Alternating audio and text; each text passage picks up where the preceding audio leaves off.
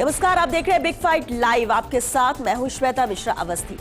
एक बार फिर राजस्थान की राजनीति में फोन टैपिंग का जिन बंद बोतल से बाहर आया है। पूर्व मुख्यमंत्री अशोक गहलोत के ओएसडी रहे लोकेश शर्मा को पहले दिल्ली क्राइम ब्रांच गिरफ्तार किया और फिर पहले मिली अग्रिम जमानत के आधार पर छोड़ दिया। ऐसे में सवाल यही है कि क्या लोकेश शर्मा सरकारी गवाह बनेंगे, क्योंकि लोकेश शर्मा लगातार अशोक गहलोत पर हमलावर है और गहलोत पर ही ऑडियो क्लिप देने के आरोप लगा चुके हैं। तो क्या आने वाले वक्त में एक बार फिर से राजस्थान की सियासत में फोन टैपिंग का प्रकरण जबरदस्त तरीके से उछलेगा? और जब लोकेश शर्मा राज खोलेंगे तो क्या कई बड़े नेताओं तक भी जांच की आंच पहुंचेगी? ऐसे कई सवाल हैं जिनका जवाब अभी तक नहीं मिला है, लेकिन इतना जरूर है कि फोन टैपिंग प्रकरण में सियासत जारी है और आज बात इसी फोन टैपिंग के जिन पर।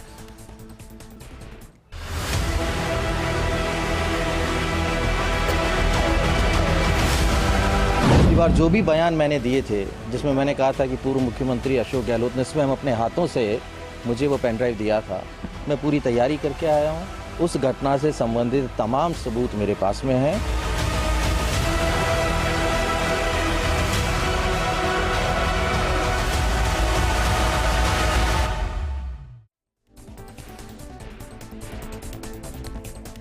चलिए, बेहद अहम मुद्दा है और खास मेहमान इस पर चर्चा के लिए हमारे साथ जुड़ चुके हैं। सबसे पहले उनसे रूबरू करा देते हैं आपको। हमारे साथ बीजेपी प्रवक्ता राखी राठौर जी, बहुत स्वागत है राखी जी आपका। हमारे साथ एकलव्य सिंह जी भी चर्चा में शामिल है, राजनीतिक विश्लेषक है, स्वागत है एकलव्य जी। हमारे साथ वरिष्ठ पत्रकार देवेंद्र शास्त्री जी भी है, देवेंद्र जी आपका भी बहुत स्वागत है। और साथ ही अधिवक्ता मोहित खंडेलवाल जी भी यहाँ मौजूद है। मोहित जी आपका भी बहुत स्वागत है। देवेंद्र शास्त्री जी आपसे ही शुरुआत करते हैं, क्योंकि अहम मुद्दा है और जिस तरह से हम देखें जुलाई 2020 का ये प्रकरण, इसके बाद लगातार गाहे बगाहे वक्त पर ये फोन टैपिंग का जिन बाहर आता है। लेकिन लोकेश शर्मा की गिरफ्तारी होना, फिर जमानत होना, लगातार पूर्व मुख्यमंत्री अशोक गहलोत पर प्रहार करना, बयानबाजी का दौर भी कई बार जारी रहा और उसके बाद इसे लेकर सीधे तौर पर आरोप अशोक गहलोत पर लगाना। इस प्रकरण कैसे देखते? क्या आप मानते हैं कि सरकारी गवाह बनने की ही तैयारी में लोकेश शर्मा? देखिए श्वेता जी, ये जो पूरा प्रकरण है जी, ये दरअसल आपराधिक गतिविधि जो कुछ भी हुई इस पूरे टेप कांड में, वो इसमें इतना महत्वपूर्ण नहीं है जितना कि इसका पॉलिटिकल इम्प्लीकेशन। तो निश्चित रूप से ये जो प्रकरण चल रहा है, दिल्ली पुलिस चूंकि इसमें कार्रवाई कर रही है, तो दिल्ली पुलिस का जो कुछ भी रवैया है इस पूरे मामले में, और जो ये ताज़ा घटनाक्रम है लोकेश का पहले अपनी अंतरिम जमानत को विड्रॉ करना, उसके बाद गिरफ्तारी देना और फिर उसके आधार पे जमानत लेना, ये दिख रहा है कि पूरी एक सोची समझी रणनीति के तहत सारा किया जा रहा है। और इसका अब पॉलिटिकल इम्प्लीकेशन क्या देखा जा रहा है, उस हिसाब से ये मामला आगे बढ़ेगा। देखिए, ये जो फोन टेपिंग के मसले हैं, ये हर सरकारों में हर सरकारें इस तरह की गतिविधियां चलाती हैं। हालांकि ये इल्लीगल है, अवैध है, ये नहीं होना चाहिए, लेकिन सच्चाई ये है कि ये सारे कांड जो हैं वो डिफरेंट पॉलिटिकल पार्टीज की सरकारों ने समय समय पर किए हैं। लेकिन क्या कभी इस लेवल पे सामने आए हैं क्या? हाँ, यही इसमें भी हुआ है। और मैं समझता हूं कि उस दौरान जो कुछ भी राजनीतिक गतिविधि यहाँ पर चली थी राजस्थान के अंदर, एक सरकार को गिराने के लिए और मिली भगत के जरिए जो है अपदस्थ करने की, उसमें कुछ हद तक सच्चाई थी। और ये भी सच है कि ये जो कांड हुआ है और जो लोकेश आप बोल रहे हैं, इसमें भी जब इनके पास अगर एविडेंस है तो ये भी सच होगा। लेकिन इसमें एक लीगल जो अड़चन इसमें आने वाली है वो ये है कि लोकेश ने पहले एफिडेविट देख करके कोर्ट में कहा है कि मुझे इस प्रकरण से कोई लेना देना नहीं है। अब वो एविडेंस लेकर के आ रहे हैं, तो ये मैं समझता हूं कि लीगल मैटर, लीगल लड़ाई जो है ये ज्यादा होगी, लीगल और पॉलिटिकल। और बाकी इसमें कोई परिणाम निकलेगा, कोई जेल जाएंगे, ऐसा मुझे लगता नहीं है। केवल ये हो सकता है कि किसी बड़े नेता के नाम को उछाला जाए और लंबे समय तक उसको पॉलिटिकली डाउन किया जाए। ठीक है मोहित जी, फोन टैपिंग जैसे मामलों में कानूनी प्रक्रिया कितनी जटिल होती है और इस मैटर को किस लिहाज से देखें? देखिए श्वेता जी, चाहे से पेगासस हो या अदरवाइज फ़ोन टैपिंग हो, phone tapping right to privacy का इन्फ्रिंजमेंट माना जाता है और किसी व्यक्ति का जो फंडामेंटल अधिकार है उसका उल्लंघन माना जाता है। तो honourable supreme court, honourable high court द्वारा इसको काफ़ी गंभीरता से लिया गया है और इस संदर्भ में काफ़ी विस्तृत कानून बनाए गए हैं। ये तय है कि कोई भी राज्य सरकार या कोई भी केंद्र सरकार अपनी इच्छा से पॉलिटिकल राइवलरी के तहत या किसी भी अन्य प्रकरण से किसी व्यक्ति का फ़ोन टैप नहीं कर सकती। फ़ोन टैपिंग करने की एक विस्तृत प्रक्रिया कानून में उपलब्ध है, जिसके तहत केवल मात्र पब्लिक सेफ्टी और पब्लिक इमरजेंसी जैसे प्रकरण होने की स्थिति में ही आप फ़ोन टैपिंग कर सकते हैं। और उसको करने के लिए भी एक विशेष कमेटी का गठन किया गया है, उसकी परमिशन आवश्यक है, उसके बाद रिव्यू कमेटी में वो जाता है और ये पूरी प्रक्रिया होने के बाद ही और इस प्रक्रिया को फुलफिल करने के बाद ही आप किसी का फ़ोन टैप कर सकते हैं। अगर पॉलिटिकल राइवलरी के लिए या पॉलिटिकल बेनिफिट के लिए सरकार किसी व्यक्ति का फ़ोन टैप करती है तो एक गंभीर विषय है। ठीक है, लेकिन अगर सरकारी गवाह बनने की बात भी सामने आ रही है और जिस तरह से ये पूरी प्रक्रिया नजर आ रही, लग रहा है कि लोकेश शर्मा सरकारी गवाह बनेंगे, इससे क्या किसी राजनीति, उनके बयान कितने महत्वपूर्ण इसमें रहेंगे और क्या वाकई में लगता है कि अगर वो सरकारी गवाह बनते हैं, वो सबूत पेश करते हैं तो किसी ना किसी की राजनीतिक छवि तो खत्म होगी या धूमिल होगी, क्योंकि सबूत के आधार पर ही फैसले होते हैं। देखिए, पॉलिटिकल चेंज ऑफ स्टैंड एक अलग चीज़ है। जहाँ तक लीगल स्टैंड की बात है, जैसे कि सर ने कहा, अगर आपने कॉम्पिटेंट कोर्ट के समक्ष एक हलफनामा या एफिडेविट पेश करके कहा है कि मेरा इन्वॉल्वमेंट नहीं है, इवेंचुअली आप खुद फोन टैप्ड वीडियोस रिलीज करते हैं और कहते हैं कि मुझे इस व्यक्ति ने दिए थे, तो ये आपका चेंज ऑफ स्टैंड है। पर ये चेंज ऑफ स्टैंड कहीं ना कहीं प्रोसिक्यूशन की थ्योरी को सपोर्ट करता है। तो अगर लोकेश शर्मा ऐसा स्टेटमेंट देते हैं तो प्रोसिक्यूशन का जो केस है वो स्पष्ट रूप से स्ट्रांग होगा और प्रोसिक्यूशन चाहेगा कि वो इनके स्टेटमेंट्स की हेल्प लेके इन्हें एक एसेसरी बना के, इन्हें एक मुख्य अभियुक्त ना बनाकर सह अभियुक्त बनाकर मुख्य अभियुक्त जो इनको बनाना चाहते हैं वो उनको टारगेट कर सकते हैं और इनके स्टेटमेंट के आधार पर वो उनके विरुद्ध चालान पेश करने की प्रक्रिया में आगे आवश्यक रूप से बढ़ सकते हैं। अब लोकेश शर्मा क्या स्टैंड लेते हैं, क्या वो पुलिस के स्टेटमेंट में भी सेम बात कहते हैं या फिर वो अपना स्टैंड चेंज कर ये कहते हैं कि वो इसमें इन्वॉल्व थे और उन्हें किसी और के कहने पे ऐसा किया गया, ये एक देखने वाली बात होगी और इनके बयानों के आधार पर ही इस केस का जो आगे रुख है वो तय होगा। ठीक है राखी जी, क्योंकि काफी वक्त हो गया है, जुलाई 2020 से ये मामला जिस तरह से चल रहा है और वक्त वक्त पर ये बाहर निकल कर आता है और इसलिए कहते फोन टैपिंग का जिन फिर से बाहर आ गया। लेकिन अब सवाल ये कि कब इस पर फुल स्टॉप लगता है, कितनी ज्यादा ट्रांसपेरेंसी इस पूरी प्रक्रिया में नजर आती है, क्योंकि कहीं ना कहीं ये कहा जा रहा है कि ऐसा होता रहता है, लेकिन इस बार ये जो राजस्थान से मामला निकला और जितना हाइप क्रिएट हुआ है उससे कई लोग जद में आएंगे इस जांच के दौरान। देखिए श्वेता, कानून अपना काम करेगा, जो सरकारें हैं वो कई तरीके के काम करती है, लेकिन इस बार जो काम हुआ है, जो दिल्ली में कोर्ट में जो पूरा प्रक्रिया चल रही है, मुझे लगता है पूरे लॉफुल तरीके से इस पूरे रिजल्ट तक हम लोग पहुंचेंगे। लेकिन इस पूरे प्रकरण से देखिए एक चीज साफ हुई है, जो अपने आप को राजस्थान के गांधी कहलाना पसंद करते हैं, उनका असली चेहरा जनता के सामने आया कि किस तरह से 5 सालों में उन्होंने जनता का काम तो किया नहीं, लेकिन किस तरह से उन्होंने अपनी सरकार को बचाने के लिए लगातार काम किया। आजकल सर्कस वर्ड बहुत ज्यादा श्वेता वो यूज कर रहे हैं, हम देख रहे हैं कि पिछले 5 सालों में किस तरह से राजस्थान के अंदर कांग्रेस पार्टी ने जो सर्कस चलाया, जिसमें जो रिंग मास्टर है वो अशोक गहलोत जी थे, सचिन पायलट जी को और अभी लोकेश शर्मा जी को इसके बीच में शामिल किया है, लेकिन अल्टीमेटली जनता पिसी है। मैं ये कहना चाहती हूं कि इस पूरे प्रकरण के अंदर कहीं पर भी ना विधानसभा में ये बता पाए कि क्यों ये जो आपने फोन टेपिंग थी वो क्यों थी, लेकिन आपने लगातार अपने लोगों की खुफिया जानकारी जुटाई। एमएलए हम पहले भी कहते थे कि जो स्टेट की स्पेशल यूनिट है, जो पुलिस विभाग है, वो लगातार एमएलए की खुफिया जानकारी निकाल रहा है, जनता के काम हमने किए नहीं और इसीलिए ऐसा हुआ कि अल्टीमेटली कांग्रेस पार्टी को जनता ने नकार दिया। और देखिए कांग्रेस पार्टी के डीएनए में है ही ये, लगातार ये लोग धोखा देते हैं, गलत काम करते हैं। और मुझे बताइए श्वेता, किसी भी स्टेट का अगर सबसे हेड ऑफ द इंस्टीट्यूशन, किसी स्टेट का अगर चीफ मिनिस्टर गैर कानूनी काम करने के लिए कहेगा, तो आप इमेजिन कर सकते हैं कि उस सरकार के अंदर कितने गैर कानूनी काम हुए होंगे। तो जब सरकार के ऊपर बैठा, और मैं पूछना चाहती हूं, लोकेश शर्मा ने इतने सारी प्रेस कॉन्फ्रेंसेस की, अशोक गहलोत जी अगर गलत चीज थी वो, तो आपने एक बार भी उन बातों का खंडन क्यों नहीं किया? आपने क्यों नहीं मानहानि का केस दर्ज किया? यानी कहीं ना कहीं सब कुछ काला है। इसमें काला यह है कि इन्होंने सिर्फ और सिर्फ अपनी सरकार को बचाने के लिए काम किया, अपना युवराज जो हमारे राजस्थान के राहुल गांधी, उनकी लॉन्चिंग रिलॉन्चिंग के लिए जो द्वेषता उनकी लगातार रही, वही काम किया और जनता के सामने उनका असली चेहरा सामने आ गया। दूध का दूध और पानी का पानी होगा। अभी देवेंद्र शास्त्री जी कह रहे थे कि पॉलिटिकल नहीं है, ये जनता के साथ में विश्वासघात है। आप लगातार जो है अपनी सिस्टम को, अपने मैनेजमेंट को लगातार किसी के पीछे लगाते हैं। आपके लोग ही थे, आपके लोग ही भागे, आपके लोगों ने ही आपके साथ गद्दारी की, अपनी ही सरकार को हटाने के लिए सचिन पायलट मानेसर गए थे, लेकिन जनता ने इस चीज का जवाब जो है अभी 2023 के इलेक्शंस में कांग्रेस पार्टी को दे दिया, विपक्ष में बिठाकर। ठीक है।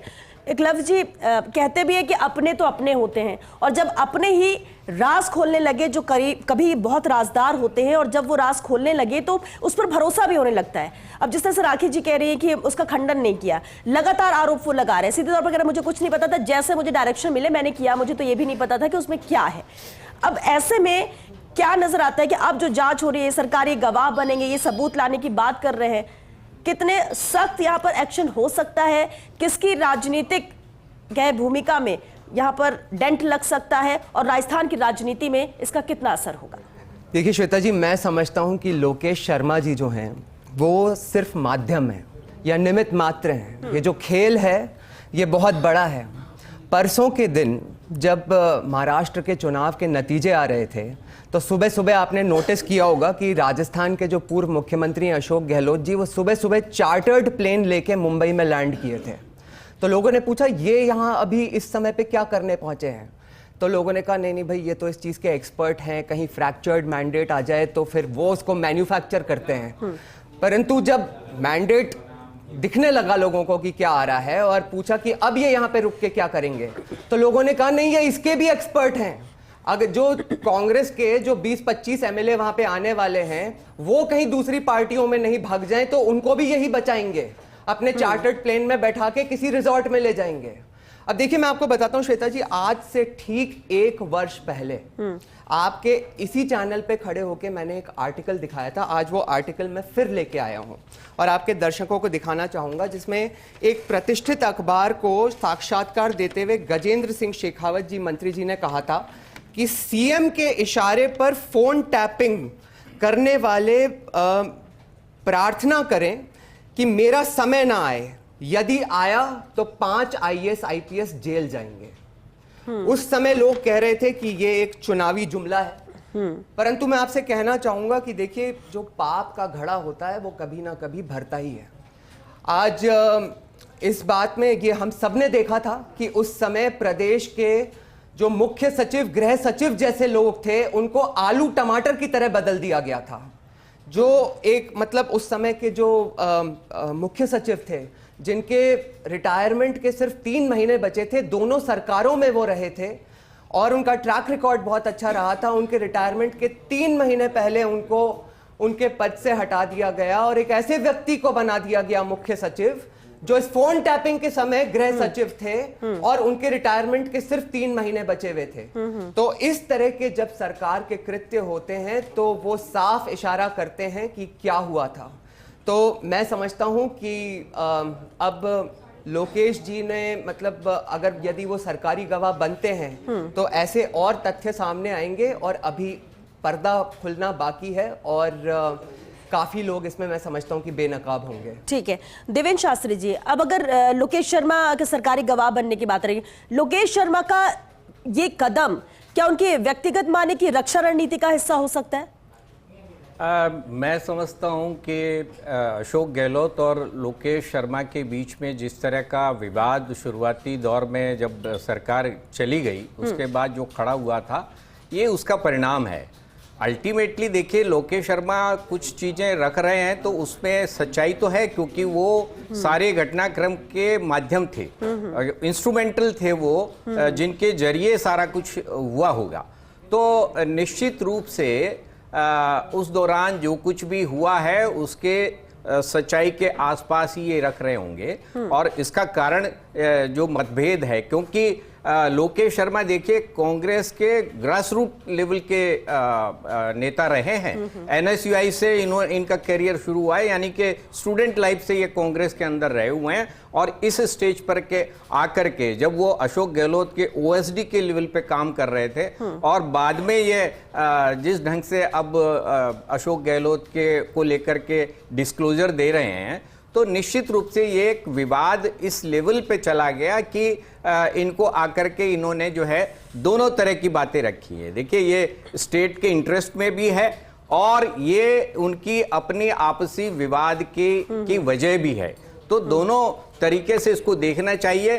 अब सवाल यह है कि एजेंसीज जिस तरीके से मूव कर रही हैं, देखिए बीच में 2 साल से लगभग ये मामला शांत पड़ा हुआ था, अब एकाएक ये चुनाव के बाद में अब फिर से खड़ा हुआ है। और इसमें आप एजेंसीज की और जो लोकेश शर्मा की जिस तरह की प्लानिंग और अंडरस्टैंडिंग चल रही है, उसमें निश्चित रूप से आप सोच सकते हैं, समझ सकते हैं कि सरकारी गवाह बनाने की तैयारी चल रही है। और जब जरूरत पड़ेगी तो इस मामले को उभारा जाएगा नेशनल लेवल पे, क्योंकि अशोक गहलोत भी कांग्रेस के एक बड़े नेता हैं और उनको घेरने का कोई भी अवसर अगर बीजेपी को मिलता है तो निश्चित रूप से इसमें पॉलिटिकल गेम खेले जाएंगे। ठीक है मोहित जी, निजता का उल्लंघन का ये मामला है और फोन टैपिंग जैसे मामले जब सामने आते हैं या उसमें कोई दोषी करार देता है, कानून क्या कहता है, कितनी सख्त इसमें सजा है? क्योंकि इस तरह के मामले अगर होते रहते हैं, कोई कार्रवाई या सख्ती नहीं होगी तो ये तो आम हो जाएगा। फिर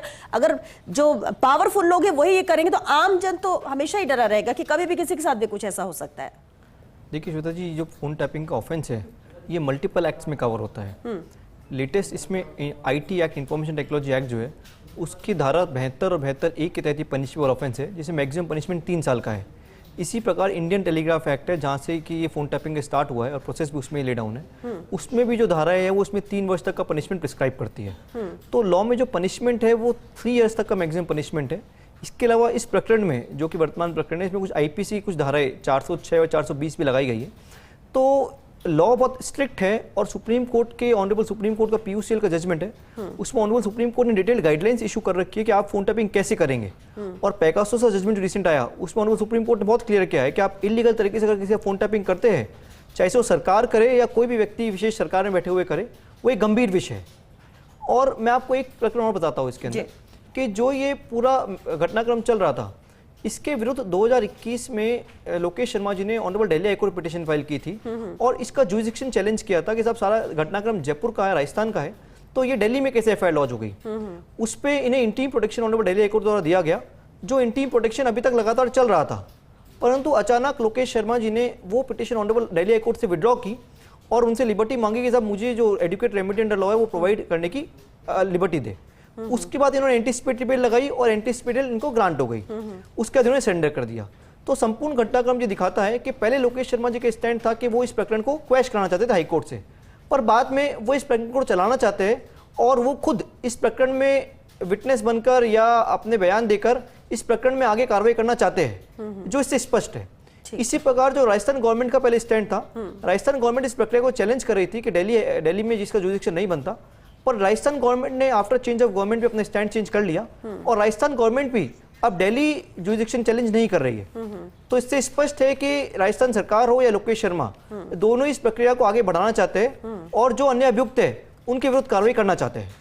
ठीक है, इसमें श्वेता जी मैं एक सवाल लीगल एंगल से पूछना चाह रहा हूं कि देखिए निश्चित रूप से जो कुछ भी चल रहा है वो इंडिकेशन ये चल रहा है कि कांग्रेस के किसी बड़े नेता को टारगेट किया जाए और जो लोकेश भी अशोक गहलोत का नाम ले रहे हैं लगातार।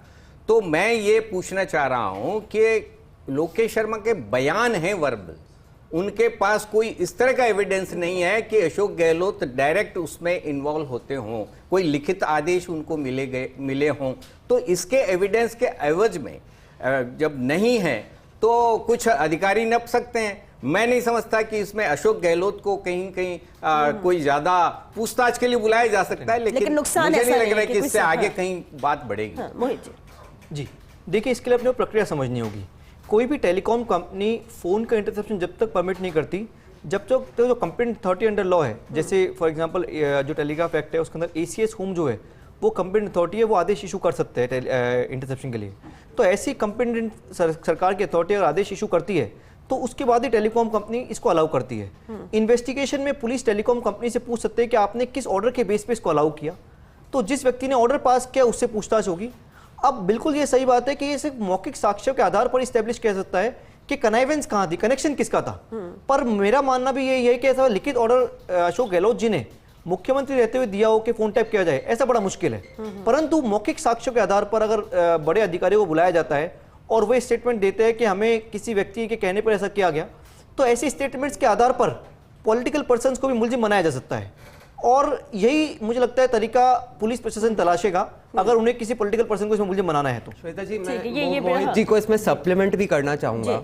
अभी हमने हाल फिलहाल में ही देखा कि दिल्ली में जो लिकर स्कैम हुआ, अरविंद केजरीवाल जी के पास एक्साइज मंत्रालय नहीं है, इनफैक्ट उनके पास कोई भी डिपार्टमेंट नहीं है, परंतु as the chief minister of the state, जहां आप सारी कैबिनेट मीटिंग्स को हेड करते हो, और राजस्थान में तो जो गृह मंत्रालय है वो अशोक गहलोत जी के पास ही था, तो बाय डिफॉल्ट देखा जाए तो यदि अगर प्रोसिक्यूशन चाहता है तो उनकी कल्पेबिलिटी स्टैब्लिश करने के लिए प्रोसीड कर तो सकता ही है। आगे ये जरूर, मतलब जिस तरह से साक्ष्य पेश किए जाएंगे, सबूत पेश किए जाएंगे, वो कोर्ट डिसाइड करेगी कि इसमें क्या कल्पेबिलिटी बनती है या नहीं, परंतु ये नहीं कहा जा सकता कि उनकी कल्पेबिलिटी स्टैब्लिश करने के लिए कोर्ट प्रोसीड ही नहीं कर सकती। मोहित जी बेहतर बता पाएंगे। मोहित जी इस पर एक कमेंट तो कर सकती है, लेकिन एविडेंस के अभाव में कोई सजा हो सकती है, इससे ये डाउटफुल है। कुछ अधिकारी जो रिस्पॉन्सिबल हैं वो टेप जो है रिलीज करने के लिए वो नप सकते हैं, ये निश्चित रूप से, लेकिन किसी के पास कोई लिखित आदेश होगा या होम मिनिस्ट्री, मान लीजिए कि अशोक गहलोत के पास थी, तो होम मिनिस्ट्री का आदेश कुछ तो सर होगा। केजरीवाल जी के मामले में भी नहीं था ना। मुझे ऐसा लगता है कि किसी भी डिपार्टमेंट का हेड ऑफ द सिस्टम जो होगा वो रिस्पॉन्सिबल है। अगर कोई भी काम किया गया है वो गैर कानूनी है तो उसकी उतनी ही रिस्पॉन्सिबिलिटी बनती है जितनी की बाकी अधिकारियों की बनती है। फोन टैपिंग जैसे मामलों में आपको नहीं लगता कि राजनीतिक तंत्र पर विश्वास आम जन का भी कम होता है? अगर ये मामला जिस तरह से राजस्थान का उठा है, सरकारें भी बनेंगी, हर राज्य में बनती हैं, फिर भी कहीं ना कहीं बैक ऑफ द माइंड ये चीजें रहेंगी। नहीं, इसमें लेकिन तो मुझे लगता है कि इससे बड़ा इसमें कोई होम मिनिस्ट्री के पास थोड़ी ना वो टेलीकॉम, अरे वहां से आदेश तो गया होगा ना, गृह मंत्रालय ने ही पब्लिक, जैसा अभी मोहित जी ने कहा कि कोई पब्लिक सिक्योरिटी या पब्लिक इमरजेंसी हो, उस केस में ही गृह मंत्रालय द्वारा रिक्वेस्ट की जाती है टेलीकॉम डिपार्टमेंट को कि आप टेपिंग कीजिए। और मुझे लगता है ये सब चीजें डिस्कशन करने के लिए कोर्ट में जगह है और वहां पे सब चीजें होंगी, जनता जानती है। देखिए श्वेता, मुझे मालूम है ये बात अच्छे से कि राजस्थान की जनता के सामने ये क्लियर बात है कि किसने फोन टैपिंग की। हमने वो सारे ऑडियो क्लिप्स भी सुने हैं जो लोकेश शर्मा ने पेश किए हैं, वो भी एक साक्ष्य के रूप में वहां पे उपस्थित रहेंगे। और मुख्यमंत्री के रूप में आप सदन में भी ये जवाब नहीं दे पाए थे कि फोन टैपिंग का क्या कारण था। जो जिस एसीएस की बात कर रहे थे, रोहित कुमार सिंह जी थे श्वेता उस समय, उन्होंने साफ साफ माना इस बात को कि हमने फोन टैपिंग की है, ऑन एयर उनका ये स्टेटमेंट है। तो ये सारे साक्ष्य मिलकर के जिसने गलत किया है, किसी पॉलिटिकल नहीं, अशोक गहलोत जी के खिलाफ में, कांग्रेस पार्टी के खिलाफ में ये पूरा चीज जाएगा। और इसमें श्वेता जी देखिए एक बात और भी है कि मतलब ये ओएसडी का मतलब होता है ऑफिसर ऑन स्पेशल ड्यूटी। ये अशोक गहलोत जी ने जो एक नई मतलब बनाई एक तरह से व्यवस्था, उसमें इनको लोकेश जी का नाम रखा गया ओएसडी, उनको कहा गया कि ऑफिसर फॉर स्ट्रेटेजिक डैमेज, ये उनका एक एब्रीविएशन का निकाला गया था। अब आप देखिए कि जो जजेस होते हैं, जो बेसिक जो मतलब ज्यूरिस्प्रूडेंस होता है, अभी जो बात हो रही थी लॉ पॉइंट की जो बात हो रही थी कि उनको एस्टैब्लिश, अल्टीमेटली ये देखना पड़ता है कि अगर कोई क्राइम कमिट हुआ है तो उसका अल्टीमेट बेनिफिशियरी कौन है। वो ऑफिसर्स थोड़ी, उन ऑफिसर्स को क्या मिल रहा था इससे, प्रॉब्ली एक अच्छी सी पोस्टिंग और क्या, लेकिन उनने ये किया किसके कहने पे, किसके लिए, इससे पॉलिटिकल एडवांटेज किसको मिलना ठीक है। लेकिन चर्चाओं में कुछ भी आए, जब मामला कोर्ट में जाता है तो उसमें सबूत की भी बात होती है और इसलिए इंतजार है कि आखिर इस मामले में आगे लेकिन क्या होता है। सबूतों में सर्कमस्टेंशियल एविडेंस भी एक अपने आप में बहुत बड़ी बात होती है। ओरल एविडेंस भी कोर्ट में एडमिसिबल होते हैं। जी जी बिल्कुल। चलिए, क्योंकि वक्त खत्म हो चुका, बहुत शुक्रिया आप सभी का इस चर्चा में शामिल होने की। देखिए, फोन टैपिंग का जिन एक बार फिर से बाहर आया, समय समय पर आता रहा है, लेकिन इस बार इंतजार ये है कि अब ये वापस बंद ना हो, इस पर फुल स्टॉप तो लगे, लेकिन रिजल्ट के साथ, यानी क्या फैसला इस पर आता है। अब क्योंकि गिरफ्तारी पहले होती है लोकेश शर्मा की, इसके बाद उनको जमानत भी मिल जाती है, सरकारी गवाह बनने की ओर आगे लोकेश शर्मा बढ़ रहे हैं, सरकारी गवाह बनेंगे, उन्होंने सबूतों की बात की है, सबूतों के आधार पर या वो जो कहते हैं उसके आधार पर कई बड़े नाम हैं जो इसमें शामिल माने जा रहे हैं, उनको बुलाया जाएगा, पूछताछ होगी, क्या कुछ निकल कर। लेकिन इतना जरूर है कि प्रदेश की जनता हकीकत जानना चाहती है। जब ये मामला इतना आगे बढ़ चुका है तो कम से कम इस पर फुल स्टॉप लगना चाहिए, यानी दूध का दूध पानी का पानी, और जो इसमें गलत है, जो दोषी हैं, वो सलाखों के पीछे पहुंचे, उन पर सख्त कार्रवाई हो, ताकि इस तरह के मामले दोबारा ना सिर्फ राजस्थान में बल्कि किसी राज्य में ना आए, पावर का दुरुपयोग ना हो, ये जरूर होना चाहिए। चलिए, इसी के साथ बिग फाइट लाइन में आज के लिए बस इतना ही। नमस्कार।